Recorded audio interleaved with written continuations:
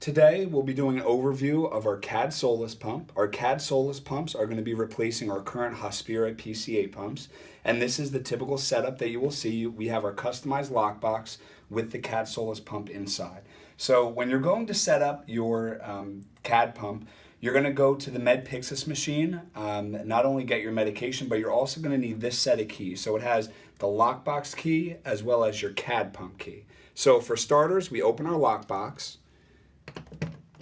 And when you open your lockbox, you're going to go ahead and hold on to that key because you'll need it to unlock the CADD pump. Now, just with the initial setup, we'll talk about the pump in a minute, but just to give a heads up, the medications will be coming up in one of two different ways.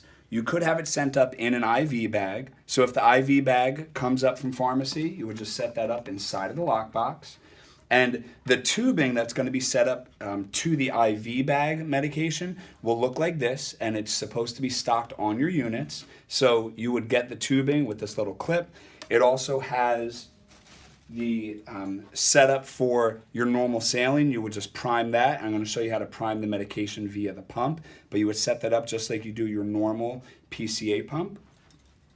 If from pharmacy they send you a cassette, the cassette will have a different extension tubing. So again, there's still plans for that should come up from pharmacy. There'll be another way of getting it, but on your unit should be this tubing that sets up to that bag, if that's the form that the pharmacy sends it up in. So just to talk through how to set up the tubing into the pump, we take our key, and to unlock the CADD pump, you'll see that there's a little spot on the side behind this gray lever that you're gonna have to put the key in. So when you put the key in, you set it in there, and then you're gonna just rotate it towards you to unlock it, and that lever comes down. When the lever comes down, you've primed your bag, and when you prime your bag, you have your set here. You're gonna take off the blue clip, and you're gonna go ahead, and what happens is, and with the pump, you can slide it up and slide it down, but we're gonna tilt it up. It clips in the side, 2 prongs there, and then you just snap it up. So when we snap it up, it clicks into place, and then we're gonna slide that silver lever up, and then we can lock it. So now our tubing is ready to go. We're gonna go through priming in a little bit, but that lever is locked, the cassette's in there, we're all set. All right, so as we're getting ready for the pump to start, if it's a new patient, we need to make sure that we replace the battery. So we don't have any power cables with these CADD pumps, but it's 4 AA batteries. So on top, you see a little gray turn piece, I guess. So you would just turn that, it opens up, and you have 4 AA batteries that go right in the top. So every new patient, just replace those batteries, push down, twist, you're all set to go right there. So now we have power for our CADD pump. So what we're gonna do is first we turn on the CADD pump with the power button on the side. So we push that power button, and you'll see some lights flashing. The screen's gonna wake up. Takes a couple seconds for it to load. But as the CADD pump is turning on, you'll have this first option. Do you wanna start a new patient? If this is a new patient, we select this option here for yes. And there's a couple different options. Now, just from playing with it before, I know the order set that I'm going to be working off of today is under the adult opioid tolerant. If it's a higher dose, you'd have to go to that second category. Otherwise, adult IV PCA is the standard. But with my set today, it's a higher dose, so I'm going to select the down arrow. Under adult opioid tolerant, I'm going to hit select. Opioid tolerant, hit select again. And I have 3 different options: hydromorphone, 1 milligram per ml, morphine 1 milligram per ml, and fentanyl 10 micrograms per ml. I look at my bag, I have dilaudid 1 milligram per ml. I would also want to make sure, just like I do with other medications, barcode scan. So I have my WOW in the room, I have my MAR opened up, and I'm going to go ahead and scan the medication. It should give me the green light, but I'm also just going to verify by the label, barcode scanning, and here. Okay, I have dilaudid 1 milligram per ml. I hit select. Use key or code to continue. Multiple times in this process, you might have to enter a key. The key should always be 551. So with the up arrow, I go up to 5, hit select, go up to 5, hit select, go up to 1, and hit select. Once I do 551, it'll let me proceed. So adult opioid tolerant, hydromorphine 1 milligram per ml, I confirm that, I say yes. So then review pump settings, review settings by accepting each value. So I'm going to go ahead and review. So this is my initial setup. So I'm going to get my orders. So I bring my WOW in with me, and I have my orders here. So with my orders, our recommendation, when you see the order in the MAR, you right click and click on order info, and you can see the settings nice and clear laid out for you. So for example, in this particular case, our patient who's getting Dilaudid 1 milligram per ml, our continuous rate, we look at our order says 1 milligram per hour. So I'm going to go ahead and hit select, and I'm going to go up to 1 milligram per hour. Now I could keep tapping, or I could just hold it down. As I hold it down, it's going to scroll up all the way till I get to 1. Now you'll see it turned orange or almost reddish. It's above the soft limit, but I have 1 milligram per hour. I match it up with my order. I hit confirm. Now the other reminder, here I have a confirmed soft limit override. I double check my order with my WOW. I double check the pump. I say yes. During this process, as I'm programming the pump, this is our 2-nurse independent check. So I have that second nurse with me. I'm programming the pump. Once I have everything in, that second nurse will then do the same. Look at the pump, make sure it matches the order. So we're going to continue on 1 milligram per hour. I'm going to go down, PCA dose, I hit select. I look at my order, PCA dose, milligrams, 0.5. So I'm going to go ahead and bring this up to 0.5. I could tap it or just hold it down. 0.5, I'm going to hit save. I'm going to go down to PCA lockout. So I'm going to select that into my orders, lockout interval, 10 minutes. So I'm going to bring that to 10. It's already at 10. I'm going to hit save. 4-hour limit. Just like we've been practicing with our current Hospira PCA pumps, we need to make sure that the order makes sense mathematically, right? So let's just think through 0.5 milligrams. If I can get a demand dose 0.5 every 10 minutes, that means I can get a total of 3 milligrams demand doses every hour. So in 4 hours, I can get 12 milligram PCA demand doses on top of the 1 milligram per hour. So 12 plus the 4 would be 16 milligrams. Now, that mathematically, that makes sense. I just need to make sure my order, again, here we have our 4-hour limit, 16 milligrams. Great, my order makes sense mathematically. So I plug that in and I hit select. I scroll up to 16. I hit save and I have my settings in. Now, when I go down one, reservoir volume, very important. Make sure your reservoir volume that you put in here matches the size of the bag that comes up, or even the cassette that comes up. So with the cassette, same thing, will have the volume on there, and you just make sure that, let's say for this example, 250 mLs. So 250 mLs, we're gonna hit select. We're gonna bring this up to 250. If I hold it a little bit longer, it goes up faster. And there's our 250. We hit save. I matched it to the volume of the bag that came up. Again, whether it's the bag, whether it's the cassette, we do want to match it to our reservoir volume. I'm going to accept value. When I accept value, it's going to bring me back. And here I accept the 1 milligram per hour. I have my WOW with me. And as you can see, the little check marks come by as I accept each value. When I accept those and I hit next, I have this reminder, 2 nurses to verify pump settings. So I hit OK. Now, again, it's going to say prime tube. I'm just going to say no, just to go back to our settings. So we had that reminder, 2 nurses to review. Just like we did before, our 2-nurse independent check, I go in, and I've had that second nurse in with me the whole time. It's a 2-nurse independent check. I look at my orders, I make sure it matches my pump, and then I have my coworker come along, and they do the same thing. They look at the pump, make sure it matches the order, and we're good to go.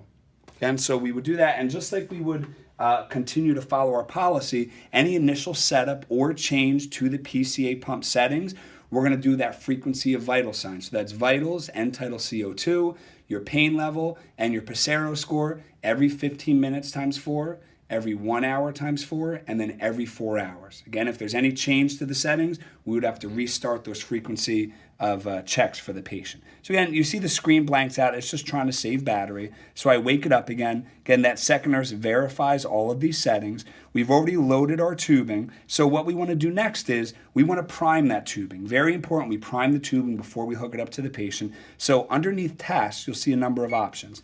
We choose task. There's a couple different options. So I know we said no to the priming before, but we're going to scroll down and we're going to go to prime tubing. When I select that, here I have to enter my code again. If you remember, 5, 5, 1. Disconnect tubing from patient. Again, so important. Make sure you're disconnected from patient, open clamps, then press prime. So I'm going to hit prime, and it's priming, and there's my downstream occlusion, just like any other pump. So I open up that clamp, and it should resolve. Once I open up the clamp, should resolve, and it's going to ask me to say continue priming. I hit yes. So now it's priming, priming, priming. You see the total volume goes down as the priming volume goes up. Make sure you get rid of all the air. Once it's completely primed, I can go ahead and hit stop priming. And then it's going to say continue prime. Say, nope, I got rid of all that air. So great, we're all set. If there's a loading dose ordered underneath these tasks, so I can go back again, but underneath the task menu, I have this give clinician bolus. So with that loading dose, I can select give clinician bolus. Again, say not available because pump is stopped. Okay, so what I'll do is I'll make sure that I start my pump. I've already reviewed my settings with that second nurse, the independent checks. So now the pump is running. You'll also see that it's green up top saying running. And I can go to tasks and I can go to give clinician bolus. I hit select and I can go ahead and put that same code in, 5, 5, 1. Okay, and whatever the clinician bolus would be, I would just increase, go to that setting, and give that bolus. I'm going to cancel that for now. Underneath tasks, you can also start new patients, start new protocol, same patient. So again, if there's a change in the order, we can go ahead through there and change it, but I'm just going to go back. Those were all under tasks. Now we're going to look at reports. So underneath reports, I can choose that, and here's where we would check our history. So given and PCA dose counter. So I will go ahead and select that. And here it shows the milligrams and mLs given, but I can go down, and what I see here is how many PCA doses were given and PCA doses attempted. So just to show you, while this pump is running, you'll see a flashing green light. It says running up here, but after a certain number of seconds, this screen will go blank to save battery. As long as you see that green light, you'll know that the pump is running. When you look at the demand dose button, this cord and the button are given to the patient. You'll see a flashing green here. You can educate the patient if there's a flashing green that the patient has an available PCA dose, so they can push that button. So if you want to watch when I push that button, so imagine I'm the patient, we push it, and you'll see PCA dose started. I can hit OK, or it just goes back. You'll see PCA dose is given, PCA dose is attempted. If I push it again, now you can look here, there's no flashing green light. It means I don't have an available dose because it's a 10-minute lockout. I have to wait 10 minutes. I'm going to push that blue button again, and it'll say PCA dose not available, locked out. I can hit OK, or it'll eventually go back to the other screen, and you'll see there was a second attempt, but only one was delivered. So this is how you would read your settings there. At the change of shift, change of caregiver, patient being given from one unit to another, from one nurse to the next, we will go ahead and clear doses. So again, if they push it again, you can see 3 attempts, but only one of those 3 attempts was given. I go ahead and change a shift. I can clear doses. Everything's brought back to 0. There's a few other things that you can look up, but that's primarily where we're going to go as far as our reports. But again, back, you can do those tasks that we reviewed. You can do the reports that we reviewed. Just to talk a little bit about the alarms, if the batteries are running out, as I said before, new batteries with a new patient, but if the batteries are running out, there will be an alert for low battery. The batteries typically last approximately 4 days. If the volume is running low, if there's only 10% volume left, whether in the bag or in the cassette, you'll get an alert that the volume is running out. A few of the alarms, I think we saw before, the downstream occlusion, there's an inactivity alarm if it's left on, but it's not running. So you might see a yellow flashing light. You want the green flashing light if you want the medication to be running. So you're always looking for that green light. But inactivity alarm, downstream occlusion, and air in line alarm as well. If you're going to be wasting, say the pump is being discontinued, you need to waste, you will go ahead, and I'll just show you those steps as far as releasing the cassette. You will go ahead and get your set of keys for the lockbox and the CADD pump. You would set this up, and again, it's nice. It can kind of lift up for you to make your job a little bit easier. You turn it towards you. What happens is we bring this down. That's down at a 90-degree angle. Oh, we can silence that. And again, part of the reason was the pump was running, and now it's saying it's stopped because I unlocked it. Once it's down, I push it down, and that unlocks that cassette. and I can take it out. If there's medication left, I will go ahead just like I did with my PCA vials, and I would bring that to the Pyxis with a second nurse and waste whatever medication wasn't used with the witness. The same thing with the cassettes. And again, as far as if it's attached, it's really the same way. Blue clip comes off. This sets in place here. It kind of just pops right up and closes like that. But same thing, when you're opening it, you just push down. It unlocks it. What you would do is you would set up a syringe to the end here, draw out whatever volume of medication is left, and waste that with the witness in the Pyxis. That's a little review of our CADD Solus pumps. If you have any questions, reach out to Clinical Education.